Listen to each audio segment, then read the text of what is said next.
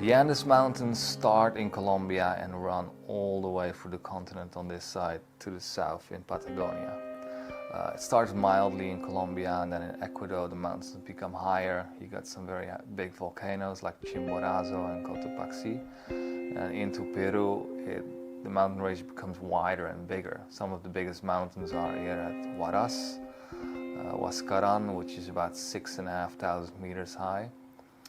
And then towards the south of Peru, the mountain range becomes very wide and it forms the Altiplano, which is a bit like the Tibetan Plateau. And then Bolivia and the north of Argentina and Chile, this is all desert above 3,000 meters with volcanoes and mountains rising up to 5,000-6,000 meters. And you got the Salt Lake is here too. And this landscape, I think, is the most interesting part of it. Because then when you go south, the Andes becomes more milder. There's still very big mountains. I think the highest mountain in South America is here. What was the name again?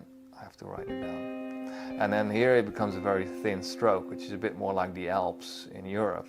And towards the south, like the Carretera Austral, this looks a bit like there's a lot of fjords here and the mountains are lower. And on this side it's very green, on the other side it's sort of desert. Okay, where was I? South America. Colombia. So I landed in Bogota and I ended up staying there a couple of weeks for the same reasons I was in Mexico City and in San Francisco. It's another huge city, I think like 8 million people.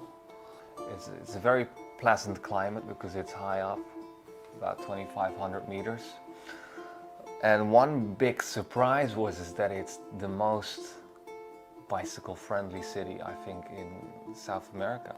It has the longest bicycle network. And on Sundays, they would block all of the main roads in the city for cyclists and pedestrians. So every Sunday from 7 in the morning till 2, the roads were closed. And it was just amazing to witness. Everyone was going outside. It was really a moment of the week where it was sort of quiet in the city from traffic, and everyone was running and cycling and just hanging out in the middle of the road.